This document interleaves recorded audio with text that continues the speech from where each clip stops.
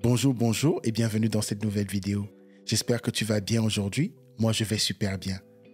Aujourd'hui, je te parle du matériel qu'un artiste professionnel peut avoir chez lui pour pouvoir enregistrer dans le confort de sa maison avant d'envoyer tout en studio pour le mixage ou le mastering. Si tu n'as pas encore vu mon ancienne vidéo, je parle en général du matériel à avoir pour commencer en musique assistée par ordinateur, ce sera intéressant que tu ailles la voir maintenant. Le lien est dans la description. Avant de commencer, je tiens à te dire que si tu es un artiste professionnel et tu enregistres déjà avec un producteur de musique ou un ingénieur du son, ce sera intéressant que tu leur demandes des conseils parce qu'ils sont les meilleures personnes qui peuvent te conseiller parce qu'ils connaissent déjà très bien ta voix, ils connaissent déjà la sonorité que tu cherches et vers quel genre de musique tu veux aller. Ici, je vais te donner des conseils précis par rapport à 3 types de matériel.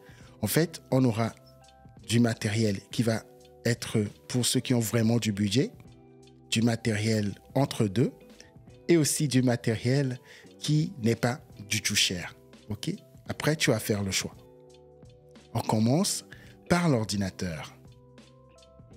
Pour le choix de l'ordinateur, je te conseille d'aller directement vers des laptops. Ça te permettra de pouvoir te déplacer comme tu veux, de pouvoir aller collaborer avec un autre artiste, avec toute ta session sur toi.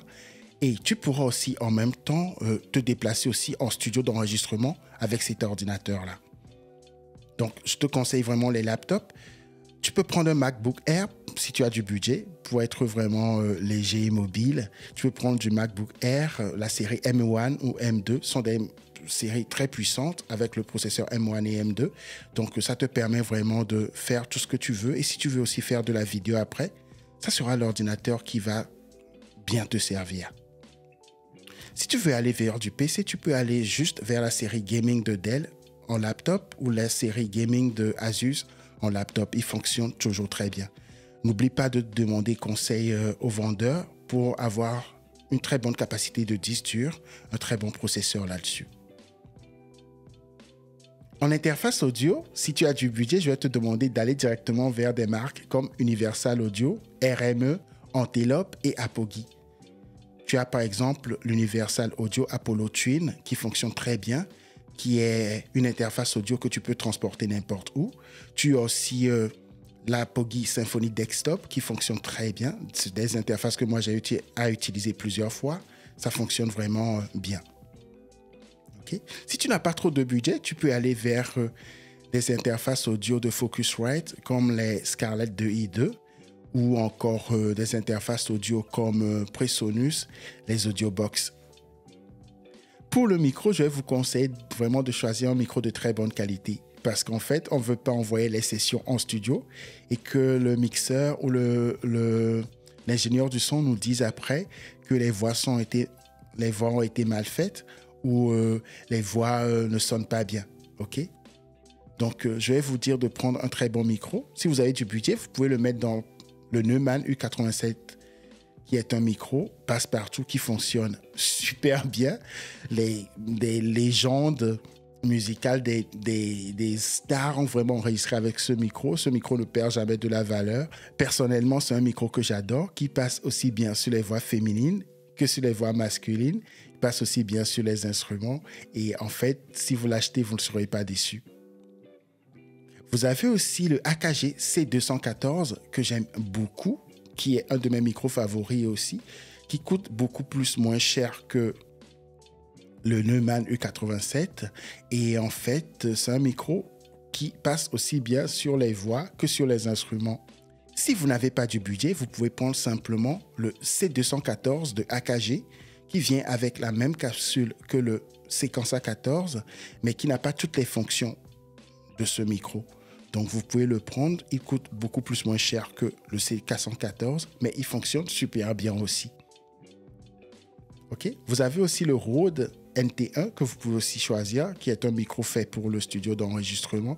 Mais encore une fois, si vous voulez aller vraiment du haut niveau de l'enregistrement sonore pour votre voix de très bonne qualité, je vais vraiment vous conseiller le Neumann U87 ou le AKG Sequenza 14.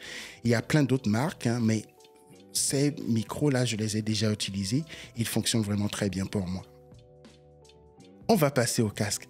Je vais vous dire de prendre simplement le BR Dynamic DT770. C'est une référence. C'est des écouteurs fermés et ils fonctionnent vraiment très bien. Même s'il y a plein d'écouteurs que vous pouvez acheter, il y a plein d'écouteurs que Sony fait qui sont très bien. Il y a plein d'écouteurs de Sennheiser qui sont très bien. Il y a plein d'écouteurs de AKG aussi. Mais je vous dis simplement de prendre le DT770. Pour moi, ils fonctionnent très bien pendant l'enregistrement sonore et je les adore.